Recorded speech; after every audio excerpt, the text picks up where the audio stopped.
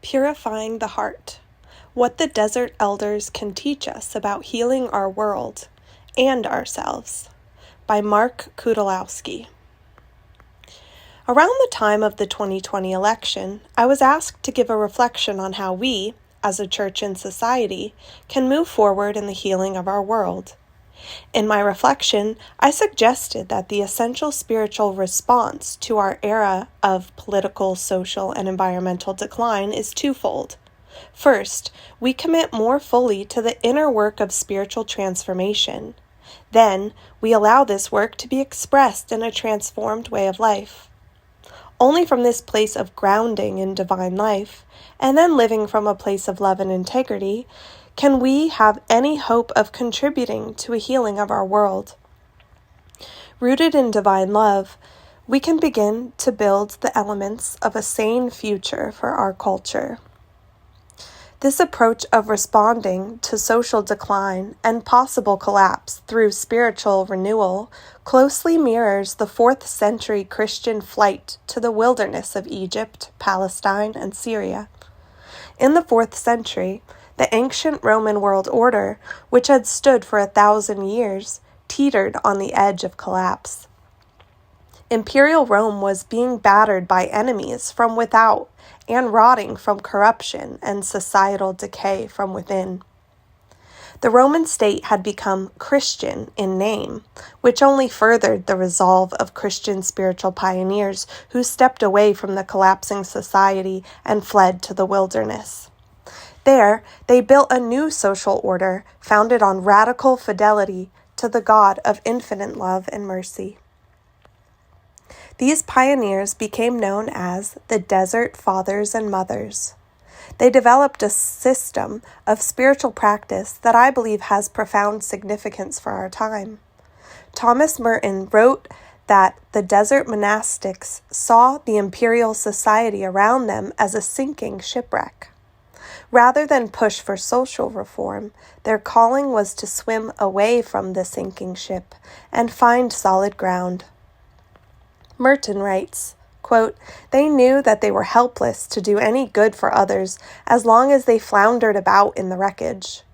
But once they got a foothold on solid ground, things were different. Then they had not only the power, but even the obligation to pull the whole world to safety with them." Merton continues, in reflecting on the significance of the desert monastics for our era, quote, "We must liberate ourselves, in our own way, from involvement in a world that is plunging to disaster. We cannot do exactly as they did, but we must be as thorough and as ruthless in our determination to break all spiritual chains and cast off the domination of alien compulsions, to find our true selves, to discover and develop our inalienable spiritual liberty and use it to build, on earth, the kingdom of God." What did these desert monastics teach? 1. The kingdom of God is at hand. Mark 1:15, and "Blessed are the clean of heart, for they will see God." Matthew 5:8. The spiritual masters of the desert, known as Abbas and Ammas, knew from their own experience the truth of Jesus' teaching that the kingdom of God is at hand. In their lives of simplicity and sacrifice, they directly encountered an infinite love that dwelled within and among them. They came to know God, to see and abide in God. Some were known to have attained to ceaseless prayer, an unbroken state of spiritual tranquility where they were at all times at peace and intimate with their divine beloved. The witness of the desert monks is rooted in a deep conviction that God's presence, the kingdom of God, is eternally available to all that have the spiritual eyes to see it. Yet, they also recognize that the vast majority of humanity was spiritually asleep and unable to perceive this transforming reality. For this reason, the desert monks focused their own spiritual labors on attaining purity of heart.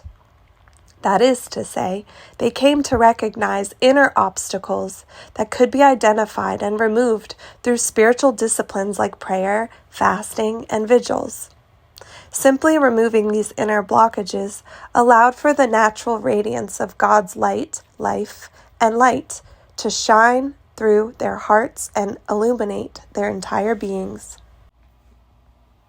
While the focus on removing vices, the inner blockages, in the desert teachings may sound negative, it's actually rooted in an immensely positive view of nature. It affirms that our natural state is one of intimacy with God and union with our Creator. The spiritual labor of purifying the heart is critical because who we truly are in God is so much more beautiful than the self of our superficial personality. The work of purifying the heart is the spiritual journey from who we think we are to our deeper self, hidden with Christ in God. It is this deeper self that is capable of both attaining inner peace and of being a gift and a blessing to others. 2. We are not our thoughts. In the solitude of the desert wilderness, the ancient monks learned to observe the rise, persistence, and fall of their thoughts. Through this observation, they understood that our thoughts are not really our own. This flies in the face of our modern sense of self. We assume that we are self-contained, psychological beings, and that when we become aware of a thought, it is our thought, and we are the ones doing the thinking. This gives an illusion of control and self-sufficiency.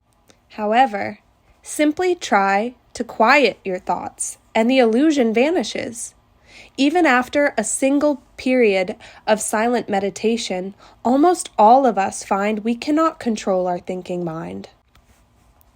The elders of the desert understood that the relationship between our soul and thought was more like an antenna and radio waves.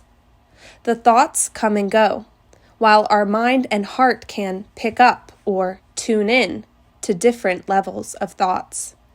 When we habitually tune into and re-engage with thought patterns, they can develop into a sense that we are these thoughts. They can become so familiar that we mistake them for our personality. When we blindly consent to thoughts, we become their slaves and are pulled farther and farther from the mystery of our true self. In contrast, our true self is hidden with Christ in God and lies deeper than any thought. Consider these passages by the desert elder Evagrius of Ponticus on prayer.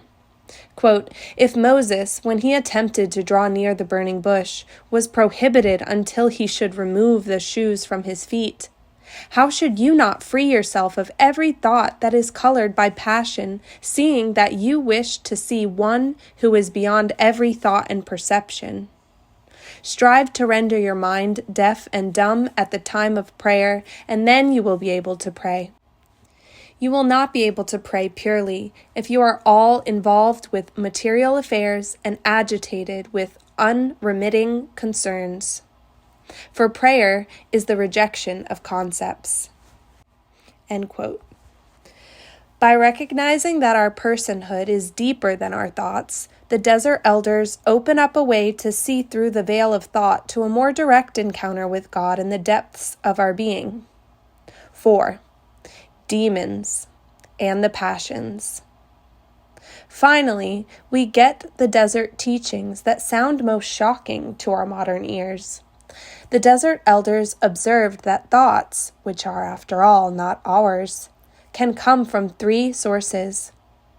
From the ordinary workings of the human psyche, 2, from God or angelic sources, and 3, from the demons. While we moderns easily agree to the first source, and modern Christians might readily agree that thoughts can come from God, we bristle at the idea of thoughts coming from demons. It's highly controversial to even think they exist. Our idea of demons conjures up images of little red devils wandering around with pitchforks, perhaps sitting on a person's shoulders, suggesting evil deeds. This caricature obscures the more subtle phenomena the desert monks were trying to describe.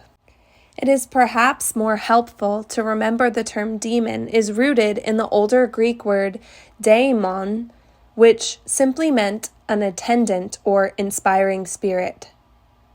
The demons of the 4th century desert are spiritual energies at work. Whether or not we choose to ascribe aspects of personality or intention to them is unnecessary to the desert teaching. The desert monks viewed the demons as particular thought forms that were certain to assail a serious man or woman of prayer and spiritual practice. When they were not met or engaged with, they remained powerless over the monk. When the monk was careless and began to identify with and consent to a demonic thought, then the thought could wreak havoc with his spiritual life. Eventually, the thought could develop into a full-fledged passion. That is, an emotionally charged, compulsive drive that would keep the monk from resting in the mercy and love of God. A major aspect of the desert monastics' spiritual practice was inner watchfulness over their hearts, seeking to become free of the influence of the passions. We might think of the demons, or negative thoughts, and the passions as a sort of lock and key. The negative thought is unpleasant, but powerless to do a person harm unless they consent and engage with it in their heart. But when there is a space in the heart for the negative thought to lodge, immense harm can occur. This inner spiritual warfare of learning to be free of the negative thoughts was essential to the spirituality of the desert. There is a sense in the desert teachings that the demons exist outside of any one individual, in the sort of spiritual ether or atmosphere that afflicts humanity. In this sense, we're all in this fight together. And the spiritual growth and progress of any one of us is a blessing to the whole of humanity. Our individual battles with the demons and the passions influence not only our own freedom, but that of our brothers and sisters on the journey to freedom in God. John Cassian, who cataloged the teachings of the desert elders, observed that they acknowledged there was ultimately only one negative thought, which is the thought or orientation towards building up the private self rather than towards God. But this one primal thought was then subdivided into 8 more particular types of negative thoughts or demons that could keep a person from fully sharing in the life of God. They are 1. Gluttony, 2. Lust, 3. Avarice or greed, 4. Anger, 5. Sadness, 6. Acedia or listlessness, 7. Vainglory, 8. Pride. These negative thoughts are presented in a deliberate order, as this was the order in which a monk was trained to observe, identify, and labor to gain freedom from the influence of the thoughts.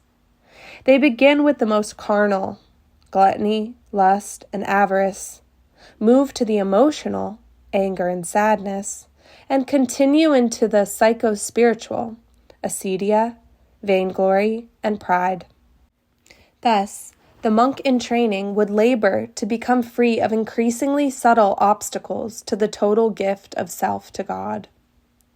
Over the next 8 weeks, we'll dive into an exploration of each of these thought forms and some of the ways in which someone following the way of Christ can seek to become free of their influence and enter more fully into the kingdom of God in this life. What is the value of the desert system in our time? I find the insights of the desert can be profoundly helpful in our time. Here are a few reasons. In Western Christianity and secular ethics alike, there is an emphasis on not sinning, in religious language, or not doing evil. Yet we seem, as a society, to have a very difficult time restraining violent behavior and crime. In the desert approach, the battle is moved to a much earlier stage, to the awareness and engagement with thought as it first emerges in consciousness. This is a much more subtle practice, and I believe it is much more effective in producing just action than ethics and prohibition against bad deeds. It closely echoes Jesus' teachings about anger and lust in the Sermon on the Mount in Matthew 5. When I take the desert perspective on thought seriously, I am filled with compassion for any and all people who are doing harm to others or to our world. I can see them as fellow children of God who have been captured or possessed by the demons, rather than as bad people whom I might be tempted to hate. It opens the doorway to universal love. It also helps me to see how I am faced with the same demons and temptations as any other person, and it is only by the grace of God that I have been overcome. It brings to the forefront that we're all in this together. Likewise, the desert perspective aligns me with St. Paul in recognizing that our struggle is not with flesh and blood, Ephesians 6:12, but with evil in the spiritual realms. This frees me of any temptation to hate other people, and also means that my struggle with the deepest source of evil oppressing humanity can take place in prayer in the recesses of my own heart.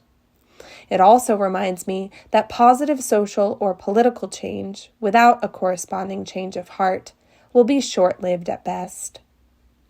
The desert teachings face the problem of evil head-on. While I find there is tremendous value in learning silent prayer practices, like centering prayer and meditation, as a spiritual director, I'm amazed at our ability to delude ourselves and to fail to see our own inner blockages. By training the spiritual disciple to examine and cleanse our hearts of each of these thought patterns, the desert teaching can help identify and remove obstacles to spiritual growth that can otherwise remain hidden in the unconscious for years, decades, or a lifetime. In this way, a rigorous practice of self-awareness, like the desert teaching on the 8 thoughts, can be a powerful complement to a simple prayer form like centering prayer or Christian meditation. The desert approach rightly brings a moral component to spiritual growth. In our modern era, when so many of us are pursuing spirituality outside the traditional boundaries of religion, it's typical to focus on seeking transcendent spiritual experiences while neglecting the gritty work of reforming our way of life. The desert teachings steer clear of both the pitfall of thinking that we are bad, the result of morality without spiritual insight, or that we have no capacity for evil, a common lapse of practicing meditation without a corresponding ethical discipline. It accurately asserts that we are both made in the image of God and afflicted by negative thoughts that have the potential to do great harm in ourselves and others. The desert elders teach us that, while the presence of these energies is not our fault, it is our responsibility to choose how we respond and to consciously align our hearts with God moment by moment. As we near the beginning of Lent, we invite you to join us on this journey through the passions. May we learn together to enter into a greater freedom in God.